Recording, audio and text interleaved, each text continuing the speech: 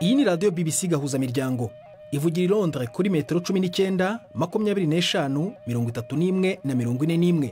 Ivugira ku mirongo ya FM mu karere k'ibiyaga bigari no kuri interineti kuri bbcgahuza.com.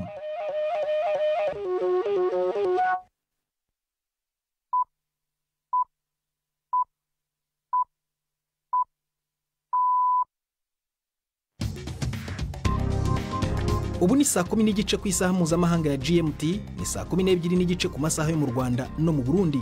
Muri studio muri kumwe na Prudence Ngiyumva. Mwiriwe hoteza amatwi BBC gahuzamiryango aho uri hose ku isi. Ikaze kuri radio kuri bbcgahuza.com, kuri Facebook live mu buryo bw'amashusho no ku mirongo migufi ya shortwave. Dore ingingo z'ingenzi z'amakuru turambura mu kanya kuri uyu wa mbere tariki ya 29 z'ukwa mbere. Ishami rya Loni rishinzwe impunzi muri Palestine UNRWA ryavuze ko ritazashobora gukomeza ibikorwa nyuma y'ukwezi kwa kabiri n'ibinkunga itagaru. Yahagaritswe nyuma y'ibirego by'uko bamwe mu bakozi bayo bagize uruhare mu bitero bya Hamas muri Israel mu kwezi kwa 10. Mu Burundi urwego rushinzwe kwirinda ibiza rurasaba abaturage ba zone Gatumba kuva mu duce turimo amazi abatera mu kurindira igisubizo kirambye. Mu mikino y'igikombe cya Afrika ibera muri Cote d'Ivoire muri iri joro Senegal iracakirana n'iki gihugu cyateguye amarushanwa mu gushaka itike ya 1/4. Ni nyuma y'uko Repubulika Demokarasi ya Kongo isezereye Misiri kuri penalty mu ijoro ryakeye. Ibi biganiro biwe na Mark Niyonkuru.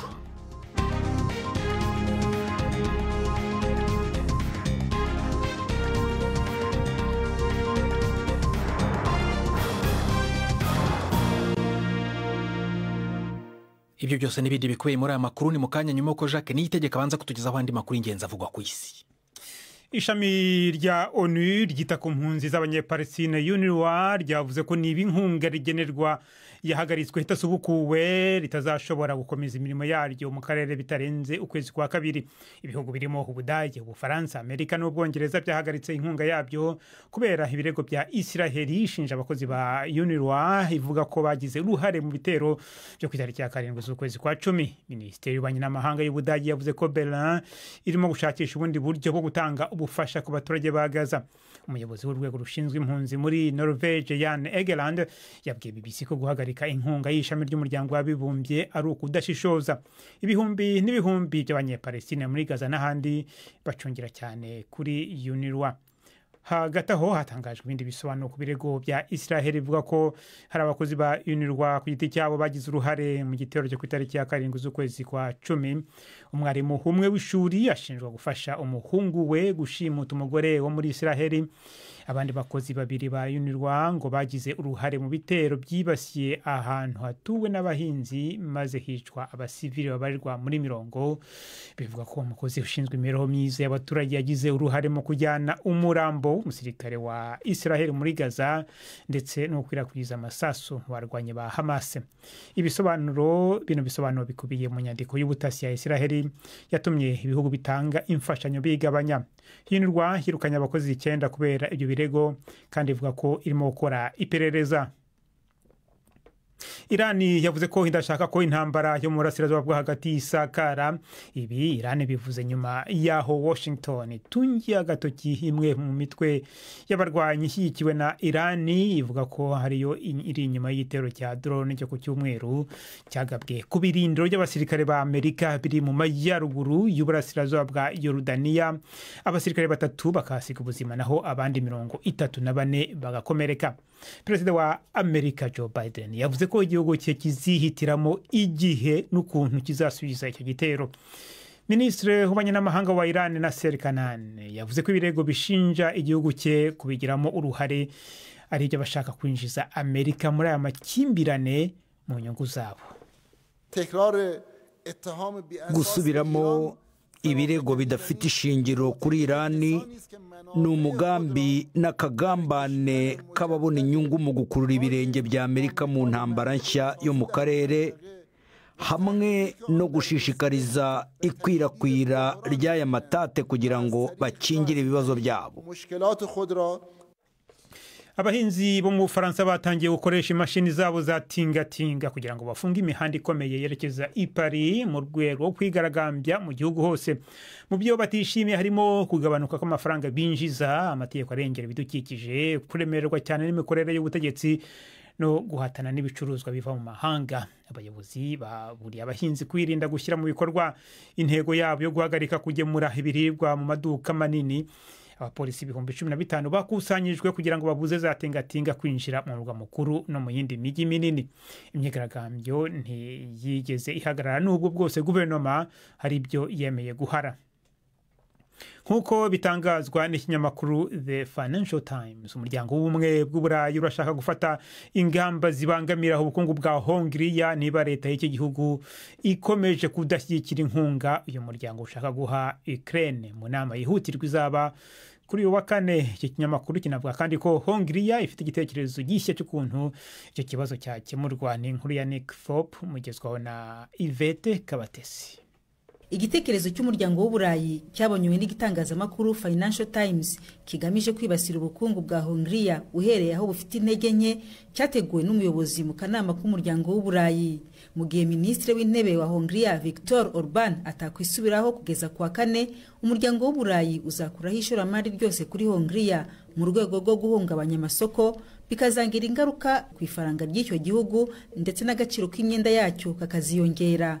Abadiplomate batatu bo mu muryango w'Uburayi bemereye icyo gitangazamakuru ko ibyo bikangisho bihari koko.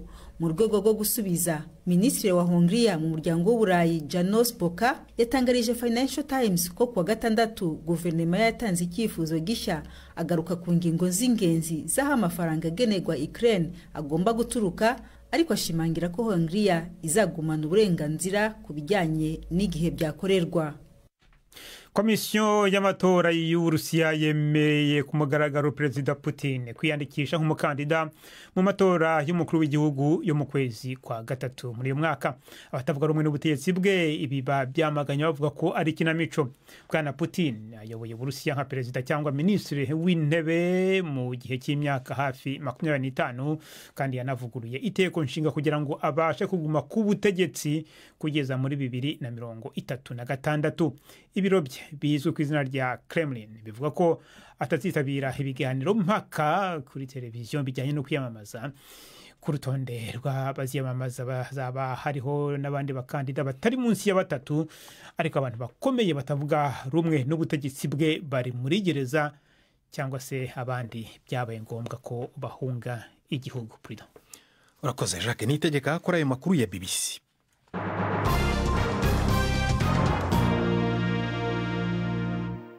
Ikaze ku makuru arambuye duhera mu burasirazuba bwo hagati. Ishami rya Loni rishinzwe impunzi muri Palestine UNRWA ryavuze ko ritazashobora gukomeza ibikorwa byaryo nyuma y'ukwezi kwa kabiri n'ibinkunga itagaruwe. Ibi bivuzwe nyuma y'uko amaguverinoma menshi y'ibihugu byo mu Burayi yahagaritse inkunga yayo kubera ibirego bya Isiraheli by'uko bamwe mu bakozi ba UNRWA bagize uruhare mu bitero bya Hamas byo mu itariki ya 7 z'ukwezi kwa 10 muri Isiraheli. Inkuru ya Mark Lowen muragizwaho na Florentine Kwizera. Nta nkeka yuko ikari ikibazo gikomeye ku ishami ry'ishyirahamwe mpuzamahanga ritanga uburaro muri Gaza rigasaranganya imfashanyo Israeli yemeye ko zigerayo. Ubumwe bwa Buraya bubaye ubwa nyuma mu guhagarika imfashanyo mu bandi basanzwe bafata mu mugongo ibikorwa by'iryo shami rya ONU mu kurindira amatohoza yo kumenya niba abakozi b'iryo shami batari munsi ya 10 bo baragize uruhara mu bitero byo ku itariki 10 z'ukwezi kw'indwi mu mwaka uheze. No muri uko gufata ingingo yo guhagarika imfashanyo, Leta Zunze Ubumwe za Amerika ntibyazoroheye gusobanura ko kurenga amategeko kw'akagwi gatoya kudakwiye gufatira amaboko mu mugongo ibikorwa bitagira ingano by'abakozi b'iryo shami rya ONU baharugwa mu 13,000 bakorera muri Gaza. Guhagarika by'agateganyizo mfashanyo bishobora gufatwa nk'ikimenyetso c'umwanya mutoya aho kuba igihano gifise ingaruka zikomeye. Ibyo bitero bikaba byarabaye ku itariki ya 7 z'ukwezi kwa 10. Mu Rwanda wahoze ari umuyobozi wa gereza ya Rubavu yahakanye uruhare mu byaha byo kwica n'ibyicarubozo byavuzwe muri iyi gereza igihe yari umuyobozi wayo. Ephraim Gahungu aregwa kwica ku bushake ndetse no gukorera abafungwa ibikorwa by'iyicarubozo. Bwana Gahungu areganwa na Innocent Kayumba yasimbuye kuri uwo mwanya. Gahungu wabaye uwa mbere mu bireguye uyu munsi yavuze ko nta tegeko yatanze rye ryo kwica abanyururu kandi ko ngo atanahishiriye ibyaha by'ubwicanyi nk'uko abishinjwa n'ubushinjacyaha. Ubushinjacyaha buvuga ko abantu 7 bishwe, ababarirwa muri mirongo bo bagakorerwa ibikorwa bibabaza umubiri. Inkuru ya Jean Claude Mwambutsa wari mu rukiko. Ephraim Gahungu wabimburiye abandi kwiregura yahakanye icyaha cyo kuba icyitso ndetse no guhishira ibyaha by'ubwicanyi byakorewe muri gereza ya Rubavu guhera mu mwaka wa 2019. Umugororwa witwaga Agahanze yaguye muri gereza ya Rubavu mu mwaka wa 2019. Ubushinjacyaha bukavuga ko yishwe n'abanyururu bagenzi be. Ubushinjacyaha bwabwira urukiko ko Gahungu atagize icyo akora ngo akore iperereza, ahubwo akihutira kuvuga ko yazize uburwayi. Gahungu ariko yabwiye urukiko ko Agahanze yapfuye adahari kandi ko yazize urupfu rusanzwe. Gahungu avuga ko uyu munyururu yapfuye mu gihe yari yagiye mu nama i Kigali kandi ko umwungirije wari wamusigariyeho yatanze itangazo ryo kubika. Yagaragaje ko bamwe mu bo bivuga ko bishe uriya munyururu bari barimuwe baragiye gufungirwa ahandi. Ubushinjacyaha ariko bwo buvuga ko iyi mvugo idakwiye guhabwa agaciro kuko hari abanyururu bimurwaga bya hato na hato kugira ngo bajye kwifashishwa mu bikorwa byo guhohotera abanyururu mu zindi gereza. Aba ngo ni nk'abajyanywe na Innocent Kayumba wayoboraga gereza ya Rubavu waje kwimurirwa mu ya Nyarugenge. Abanyururu yatwaraga ngo nababaga barigaragaje cyane mu bikorwa by'urugomo, akabajyana i Kigali kumufasha kumvisha abahafungiwe bitwaraga nabi. Undi uvugwa cyane muri ubu bwicanyi ni uwitwa Byinshi Emmanuel, umunyururu ushinjwa kwica ubwe bagenzi be 3. Uyu mugabo wari ukuriye abashinzwe umutekano imbere muri gereza ngo yari atinyitse cyane imbere ya bagenzi be, yica kandi agakiza uwo ashaka.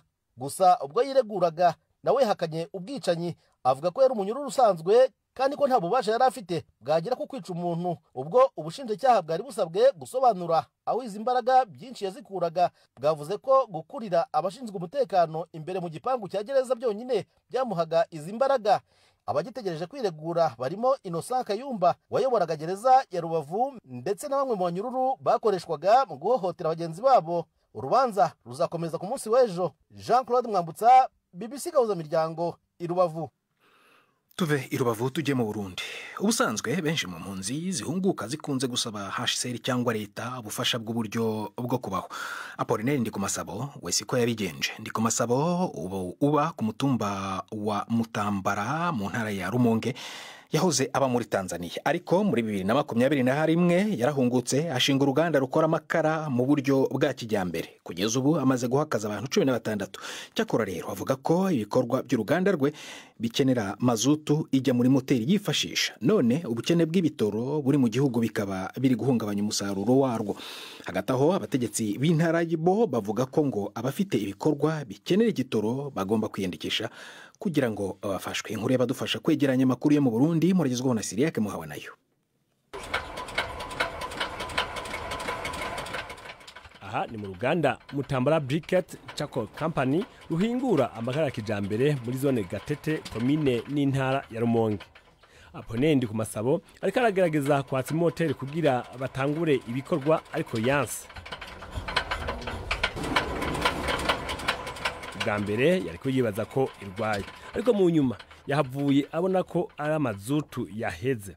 Biramubaje cyane kuko muri iyi minsi ubukene bw'igitoro buhanze igihugu cyose. Niyo kibonetse abadafite imiduga basaba ico batwara mu bivomesho by'amabido ntiboroherwa namba. Ingorane nyamukuru ubu dufise nuko turiko turabura amazutu dukoresha. Niyo abonetse biratugora kugira dushobore gushikirwa kuri station kugira ngo baduhe amazutu. Nk'uca mva kubwira ngo genda usambure itangi y'imashine uyizane. Urona nk'ubu gusambura imashine zibiri ngo ntatona hariya kuntu ze ntibikunda. Uruhombo rucarwa nini cyane kuko ntitwa tukironka bwa mbere amakara y'abantu bagura. Icya kabiri kandi natwebwe abakozi baca bicara.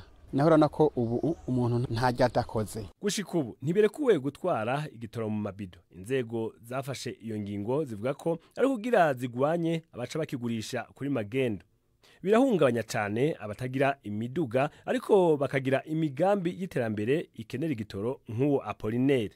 Umuyobozi mwishikira mu biro vya Buramatari w'intara ya Rumonge Abdul Ntiranyibagira avuga ko nabo nyene batabibagira. Twasanze yuko hariho abantu ni ngombwa bakironswe biciye mu bidumu. Aho twaje tubasaba yuko bwa mbere na mbere bamanze biyandikisha hajya ku mutumba bakorera bace baduga ku burongozi bwa zone na komine, hanyuma intara ice itanga uburenganzira yuko uyo mwenegihugu afise ihinguriro kandi azwi n'ahakorera kandi azwi n'intwaro kuva ku mutumba gushika hejuru, nuko yoronswa ico gitoro biciye mu kidumu. Nawe tukamusaba yuko mu vy'ukuri aca agenda kugikoresha ico nyene yagisabiye. Tugarutse kuri uwo mugambi wa Apollinaire ku masabo avuga ko iyo baronse igitoro gikwiye bashobora guhingura itoni 5 z'amakara kundwi, muri rusange ni nk'ibiro birenga 700 ku munsi. Ndi ku masabo mu karere akoreramwo afatwa nk'umuntu w'akarorero, mu gihe benshi iyo bahungutse bashika bitura inzego z'igihugu n'amashirahamwe y'abagira neza kugira abaronse ibibatunga, we yashitse yitunganiza imigambi imugaburira. Guhingura amakara ya kijambere yavyigiye mu gihugu ca Tanzania aho yari yarahungiye kuva mu 2015. Nashitse nyene ndondera ingene ntegerezwa kubaho n'umuryango, kuko nanabugingo ubushitse mu gihugu iwanyu naho kuko nari maze ikiringo c'imyaka 7 ntiyari mike, byari bigoye kugira nsubire kumenyera, mugabo byaranyoroheye kuko navuga nti ni wacu, nta nivyo kwitinya ngo biki oya. Je ntivyigeze binjohera kuba ndi mu ikambi, kuba nteza amashi, byarambabaza. Uwo mugambi umaze gutanga akazi ku bantu 16. Umwe muri bo ni Desiderate Nimbona.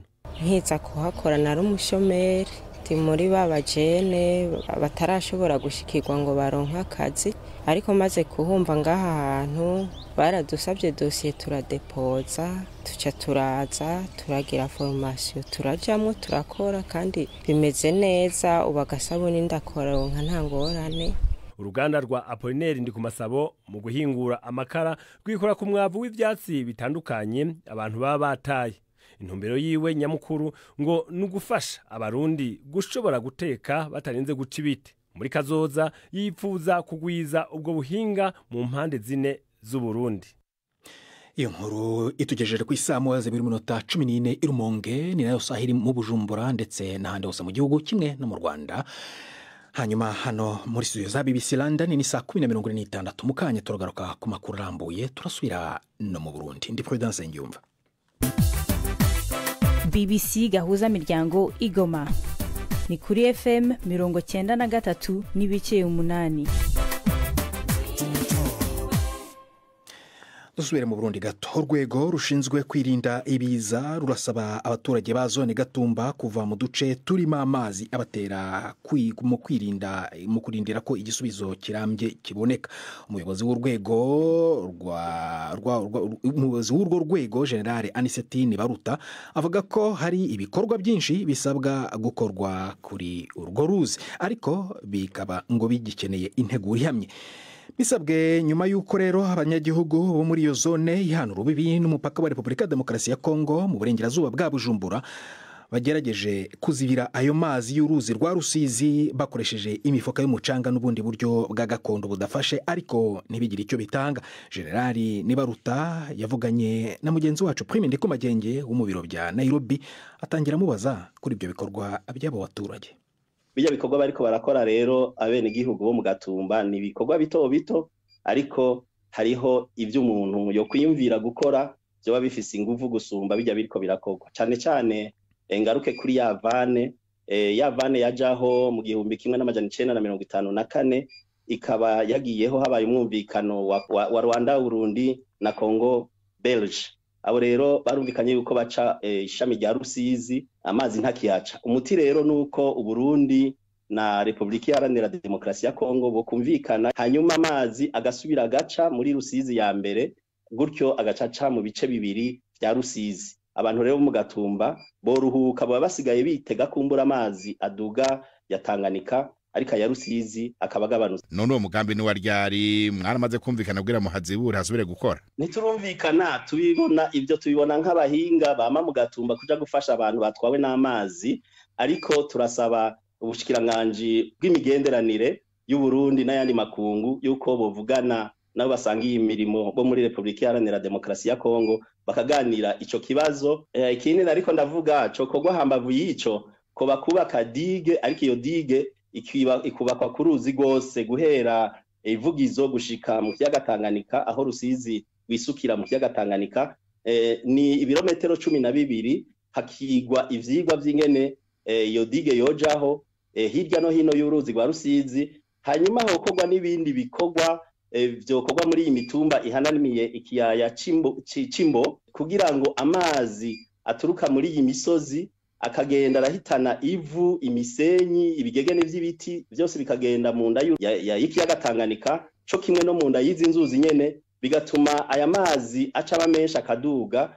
Hocibwa rero imikobeko bakayitera ku bwatsi kugira ngo amazi ace mu kuzimu azeserukire muri izi nzuzi cane cane mu kiyaga Tanganyika, ayo mazi yinjireyo atariko aratwara ivu, kuko hagenda ivu ryinshi cane rigenda mu kiyaga Tanganyika riciye no muri izi nzuzi. Umuntu abumvirije mwavuze ibikorwa bitari bike mu mugabo muguma bwo muti hokorwa ku muntu wo mu Gatumba mazi imyaka aguma aterwa n'amazi, mubuze ngo hokorwa yo kwitega ko bizokorwa ryari. Ikintu cyose kigira integuro, kuko nk'ubu turiko turakorana nabo muri Tanzania, n'abahinga b'Abarundi n'abahinga bo muri Tanzania dufashijwe na OIM, turiko tugira icigwa tuzokora ivyo twokora ngaha mu makomine yegereye kiyaga Tanganyika mu Burundi. Ni ibikorwa bizokorwa muri komine Mutimbuzi, harimo rero na Gatumba na komine Ntahangwa. Tuzoraba rero, tuzoca dushira hamwe ivyo twebwe twiyumvira mu mugambi wo guhangana n'aya mazi aduga. Abanyagatumba rero mu kurindira yuko ibikorwa mwene ibi bikorwa, ico gukora ca mbere amazi aje ari menshi nukuyabisa, hanyuma bakarindira yuko agabanuka canke naho ivyo bikorwa bitanguranye izina, ariko bisaba integuro ko ntawo bivuga uyu munsi ngo bice birara bikozwe, bisaba integuro. General Anisette Nibaruta wavuganaga na mugenzi wanjye Prime ndi ku Magenge.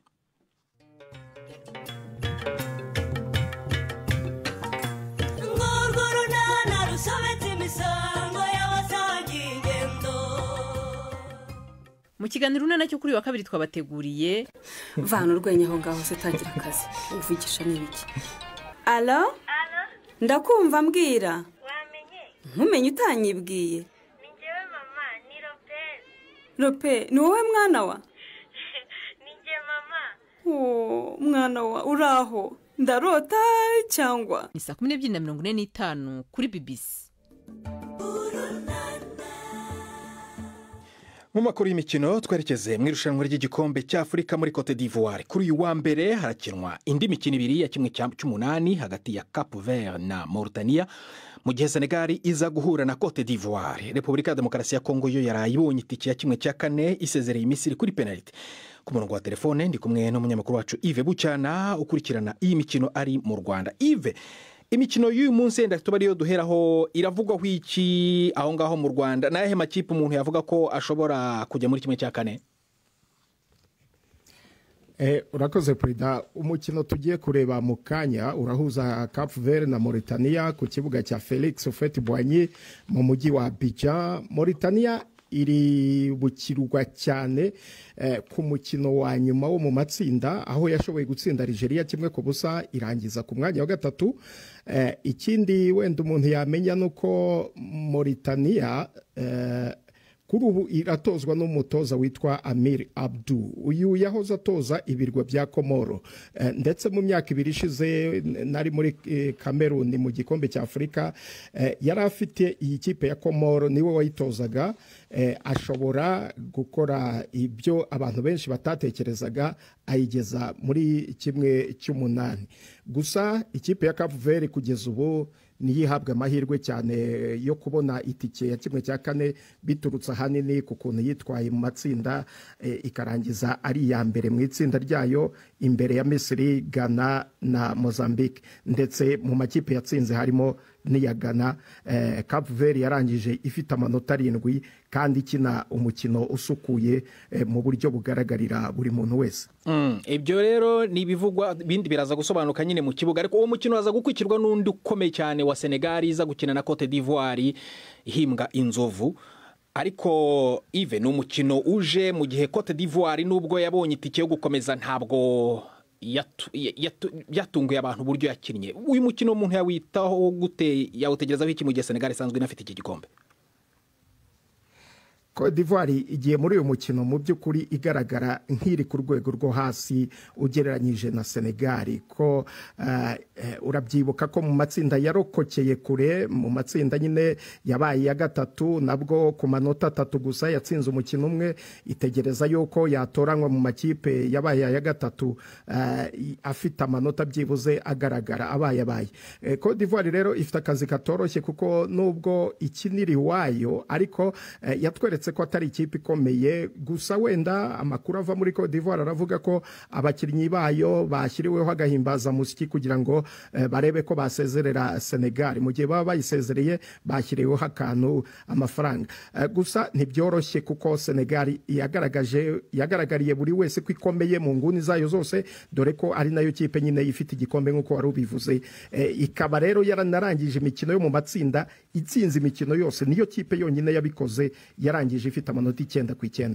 akuza kureba ko ayo mafaranga aza kugura ibyishimo Yves none twibutse gato amakipe amaze kubona itiki ya kimwe cya kane ubu ngubu kugeza ubu ngubu ugereranyije n'imikino imaze kuba mu mpera z'icyumweru n'ayahe mpere ku mukino wabaye mu ijoro Kongo Kinshasa igasezera Misiri kuri za penalty nyuma yo kurangiza iminota 91 ndetse n'iminota y'inyongera Kongo itsinda penalty 8-7 n'intsinzi yakiriwe mu byishimo byinshi n'abanyekongo baba hano mu Rwanda ndetse nabo muri Kongo bwabo reka tubanze tubumve mbere yuko tureba wenda indi mikino yaba yarakinwe muri weekend. Njyewe mfite ibyishimo byinshi Lopare yarayinshimishije cyane kabisa match yagenze neza uko umutoza yayipanze cyane ahantu mbona kote foro ya Lopare iri Lopare ifite munyezamu mwiza kandi ma ele za Lopare 7-11 ya Lopare nayo irakomeye cyane ikindi ifite umutoza uzi kusoma match ndagwahubuka akora remplacement ahantu ikenewe nukuri pe tufite ibyishimo turishimye yarayetsinze nuko twatsinze ku mapenalty ariko kabisa Lopare yakinye neza cyane Lopare bari determine cyane abarabura bizi barashuha mu mutwe nira carte rouge baje kubona niyo yatumye bava muri match naho ubundi match yari iri mu maboko yabo malgré ko Lopare barase cyane hari nk'amakaziyo Meshaki yarase Maswaku hari amakaziyo yari nete kabisa hari n'indi Sila yarase muri prolongation match igiye kurangira gutyo ariko match mu bice byose yari imeze neza Yves ngira ngo abone bamwe mu bafana rero ba Kongo cyangwa se nkuko bayita Leopard nyine ubu ngubu aho bigeze kuri ubu ngubu amakipe urebye amaze kugera muri kimwe cya kane nashobora gukomeza ubu ngubu irushanwa twavuga ko ryifashe gute wenda ndebye mu yindi mikino Guinea Conakry yasezereye Guinea Equatorial itsinze kimwe ku busa naho kwa gatandatu Angola yabonye itiki itsinze Namibia 3-0 mu gihe Nigeria nayo yanyagiye Cameroon 2-0 kugeza ubu rero biravuga ko hari nyine amakipe amaze kubona itiki ya kimwe cya kane Nigeria ikazakina na Angola naho Congo Kinshasa ikazakina na Guinea Conakry amakipe rero ari bukine uyu munsi nayo niyo arokoka niya ahura muri kimwe cya kane ndetse akazahura nazarokoka ku munsi w'ejo nayo akazahura bivuga ko Mali izakina na Burkina Faso ku munsi w'ejo hanyuma Maroc ikazakina na Afrika y'Epfo ku munsi w'ejo ubwo nayo azarokoka niyo azahura mu mikino ya kimwe cya kane imikino izatangira kuwa gatanu tubitega amaso Yves urakoze cyane rero Yves bucyana akabari mu kudukurikirana iyo mikino ya kani ari mu Rwanda turi ku musozo w'amakuru yacu Jacques Niyitegeka agarutse muri studio kutwibutsa amwe mu makuru agezweho ishami rya ONU ryita ku mpunzi z'abanyepalestine UNRWA ryavuze ko niba inkunga rigenerwa yahagaritswe itasubukuwe ritazashobora gukomeza imirimo yayo mu karere bitarenze ukwezi kwa kabiri ibihugu birimo Ubudage Ubufaransa Amerika n'Ubwongereza byahagaritse inkunga yabyo kubera ibirego bya Isiraheli ishinja abakozi ba UNRWA ivuga ko bagize uruhare mu bitero byo ku itariki ya 7 z'ukwezi kwa 10 hagati aho hanatangajwe ibindi bisobanuro ku birego bya Isiraheli bivuga ko hari abakozi ba UNRWA ku giti cyabo bagize uruhare muri iki gitero umwarimu umwe w'ishuri ashinjwa gufasha umuhungu we gushimuta umugore wo muri Isiraheli urakoze Jacques Nitegeka. Ni n'ahangaha dusoreje ibiganiro byacu byo kuri uyu wa mbere. Utabyumvise ushobora kujya kuri bbc.gahuza.com aho ushobora gusanga n'andi makuru, cyangwa se ukajya kuri Facebook mu buryo bw'amashusho ukandika mwishakiro bbc.gahuza.com.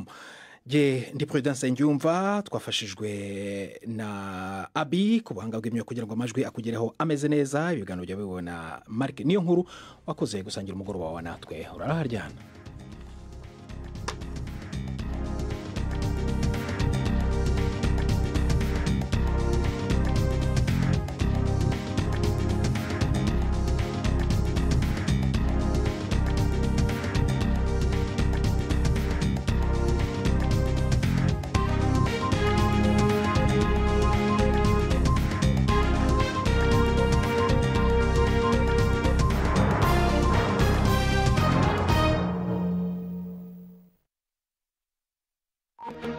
Thank you.